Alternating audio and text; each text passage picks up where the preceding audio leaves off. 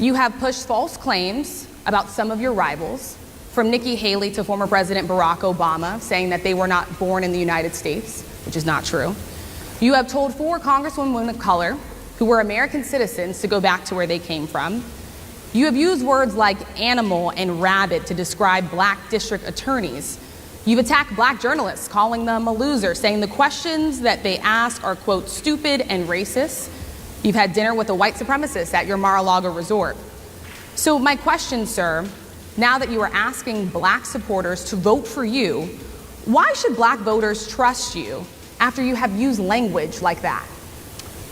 Well, first of all, I don't think I've ever been asked a question in such a horrible manner. First question. You don't even say, hello, how are you? Are you with ABC? Because I think they're a fake news network, a terrible network. And I think it's disgraceful. At the NABJ, former President Donald Trump embarrassed himself to the masses. Donald Trump was in Chicago today. I don't know if you guys know this. He was at the National Association of Black Journalists convention, and it went so much better than you could have imagined. It was so good. I don't know if you watched it. He's on this Kamala, whatever you want to call her. Okay, how do Indian people say it? How do we want to say it? Kamala Ben? I'm saying Kamala Ben. Kamala Ben Harris. As representatives of the black community, how are y'all saying it? Kamala. Okay, that's fair. That's some happy medium. Kamala and Kamala Ben, whatever. He said verbatim. All of a sudden, she's black.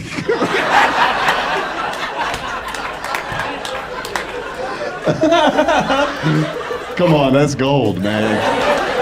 That's the future dictator of our country. She's just walking down the street, all of a sudden she just turns black. What a country, man. What a country. Comedian Nimesh Patel recapped the infamous line and crushed Trump's appearance. If you want to really see something that said, take a look at what happened.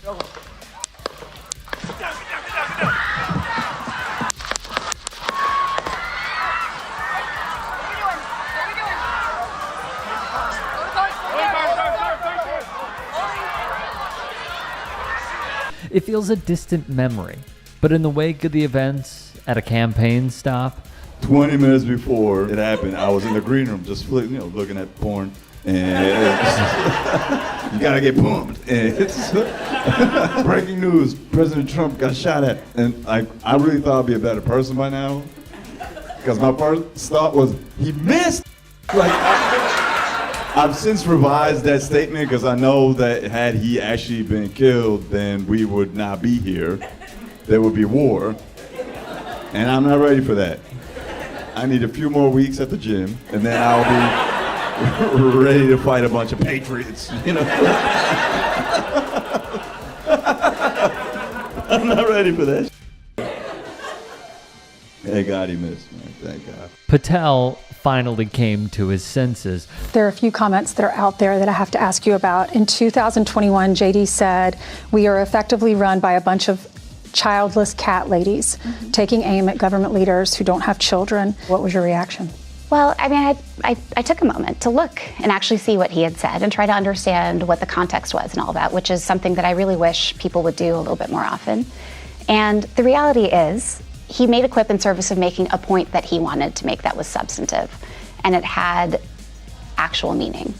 And I just wish sometimes that people would talk about those things, and that we would spend a lot less time just sort of going through this 3-word phrase or that 3-word phrase, because what he was really saying is that it can be really hard to be a parent in this country. And sometimes our policies are designed in a way that make it even harder.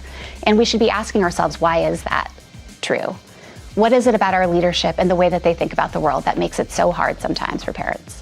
And that's the conversation that I really think that we should have, and I understand why he was saying that. Let's be clear, all the things she claims to be concerned with are policies Republicans enact to make our lives more difficult. Meanwhile,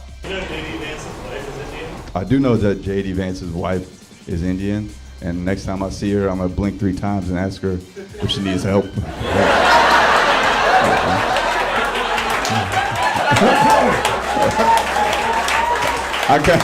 I can't wait to hear Trump pronounce her name. Usher, like the singer.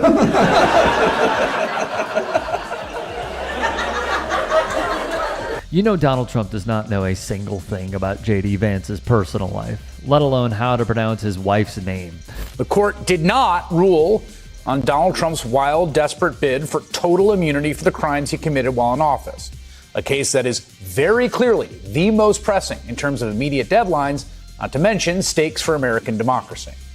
It's one in which this court's conservative majority has, at this point I think it's fair to say, obviously and intentionally dragged their feet to protect Trump from going on trial before November's elections on charges of trying to overthrow American democracy. But everything you want to know about the Supreme Court can be learned from the decision they did release today. You see, for a brief moment today, the court posted a copy of a decision that appears set to allow emergency room doctors in Idaho to perform abortions in certain situations.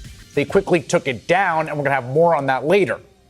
But the first decision, the one they actually meant to actually put up, and they read, the one they released on purpose, well, how can I put this? It effectively legalized blatant public corruption. Again. The case was called Snyder v. United States. This is only one of many irrational, illogical decisions by the Supreme Court of the United States. Can Americans trust that their Supreme Court is not corrupt? I don't think so, unfortunately. I think that the record of their decisions, which almost inevitably move in the direction of the big right-wing donors who helped get this new majority on the court, make it a very challenged body right now. And I think particularly if you're using corrupt in the sense of the word that the founding fathers used it, it's a very unfortunate answer. Senator Sheldon Whitehouse of Rhode Island, seen here, has been investigating the influence of dark money in our politics for quite some time. The Supreme Court is sneakily like the shadiest happening in this country. People are just sleeping on that. Whoever the next person is our last president. I hope we get a quirky one.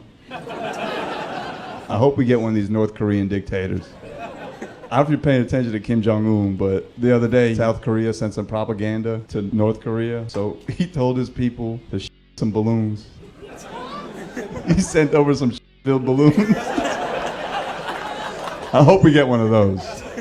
I hope our dictator is just super quirky. Another friend freaked out from the Supreme Court Chevron decision, which apparently ends the power of a lot of regulating bodies. It's like, you don't understand, man. The EPA's, SEC is, the FDA is, our food's gonna be full of E. coli pretty soon. I'm like, E. coli? Good. Lines at Chipotle will be short again. Hilarious, but also, who still eats at Chipotle? America. What is America's destiny? Where you from? Astoria, Queens. Beautiful. Who you got in the election? 2020. It's coming up. Biden? Oh, Kanye. Oh, I hope you don't vote. Please get arrested so your rights get taken away. Patel had a take of his own on the artist's ambitions, including his supporters in the crowd. Hey, I appreciate you watching. Now, if you can, please do become a channel member by going to youtube.com/tytsports and clicking the join button. If that's too much for you, you can just go to tyt.com/join to become a member. It helps all of us out here at the Young Turks and keeps our network afloat. In addition, you could follow me on my socials on Twitter, Instagram, and TikTok. Appreciate the love. Have a great day.